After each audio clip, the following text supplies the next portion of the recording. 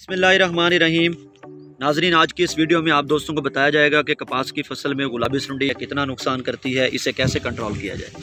किसके कंट्रोल की बात की जाए तो नाजरीन, इस वक्त मार्केट में बहुत सारे प्रोडक्ट मौजूद हैं। अगर हम ओल्ड केमिस्ट्री की बात करें तो ट्राइयाज़ोफास, साइपर, मेथ्रीन, प्रोफिनोफास, बाइफेंथ्रीन। लेकिन चूँकि ये वो केमिकल हैं जिनका बहुत अरसे से इस्तेमाल हो रहा है और जैसे कि क़ुव्वत मुदाफ़त एक कुदरती अमल है, बार बार इन जहरों का इस्तेमाल होने की वजह से गुलाबी सुंडी में भी अब इन जहरों के ख़िलाफ़ क़ुव्वत मुदाफ़त पैदा हो चुकी है।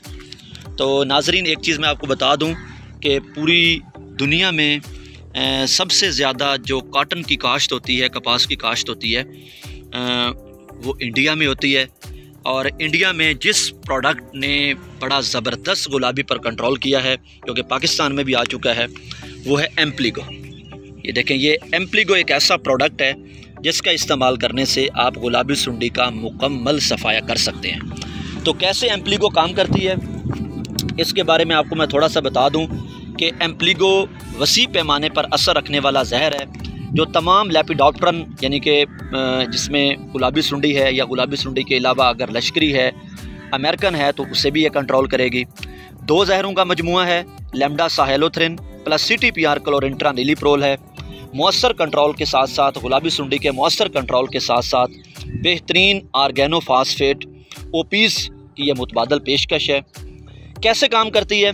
एम्प्लीगो जैसे ही स्प्रे होगी, एम्प्लीगो का जैसे ही इस्तेमाल होगा, तो ये छोटे छोटे मखसूस किस्म के कैप्सूल्स पर मुश्तमिल जहर है जो पौधे की सतह पर पड़ने या कीड़े के जिस्म को छूने के फ़ौरन बाद खुश्क होकर खुल जाते हैं। थोड़ा सा मैं बता दूं दोबारा कि एम्प्लीगो का जैसे ही स्प्रे होगा, छोटे छोटे मखसूस किस्म के कैप्सूल्स पर मुश्तमिल एक जहर है जिसे हम ज़ियान फार्मूलेशन कहते हैं। जैसे ही पौधे की सतह पर पड़ेगी या कीड़े के जिस्म को ये छुएगी तो ये फ़ौरन बाद ये खुश्क होकर खुल जाएंगे, ये कैप्सूल खुल जाएंगे और कैप्सूल में मौजूद जहर तेज़ी से पौधे में, कीड़े में फैलेगा और ये कैप्सूल अल्ट्रावायलेट UV स्क्रीन पर मुश्तमिल है। 90% तक गुलाबी सुंडी के तमाम मराहल को यानी लार्वा और बालिग इसका मुकम्मल कंट्रोल देगा। अगर हमला शदीद हो तो गुलाबी सुंडी के 3 स्प्रे करना ज़रूरी है। अगर हमला नॉर्मल है, इस साल हमले की शिद्दत बहुत ज़्यादा है 2022 में, तो ऐसी सूरत में आपको 7 दिन के वक्फे से 3 स्प्रे भी करवाने पड़ सकते हैं। बारिश के बाद असर ज़ायल नहीं होता, डबल एक्शन होने की वजह से देर पा और मौसर कंट्रोल है। कीड़ों में जहर के ख़िलाफ़ क़ुव्वत मुदाफ़त मैनेजमेंट, इंटीग्रेटेड पेस्ट मैनेजमेंट के लिए एक बेहतरीन पार्टनर है। तो आज की वीडियो का खुलासा ये है कि गुलाबी सुंडी चौंके जैसे ही इसकी परवाना अंडे देगी, अंडे से 3 से 7 दिनों में निकलने वाली सुंडियाँ 30 से 60 मिनट के अंदर, आधे घंटे से लेके 1 घंटे के अंदर टिंडे के अंदर दाखिल हो जाएंगी।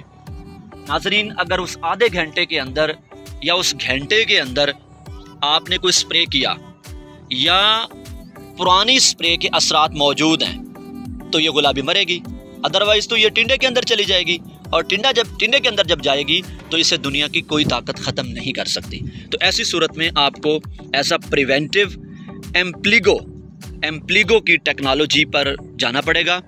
और ये एक ऐसी टेक्नोलॉजी है जिसमें मैंने पहले बताया कि ज़ियान कैप्सूलेशन है और ये जदीद केमिस्ट्री से तल्लुक़ रखने वाला प्रोडक्ट है।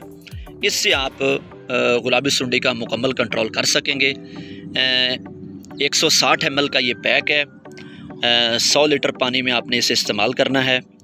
एक स्प्रे करवाने के बाद 7 दिन के वक्फे से आपने इसका दूसरा स्प्रे करना है। अगर शिद्दत आपको ज़्यादा नज़र आए तो आपने तीसरा स्प्रे भी करवाना है। तो इस तरीके से नाज़रीन, आप गुलाबी सुंडी का मुकम्मल सफाया करके ना सिर्फ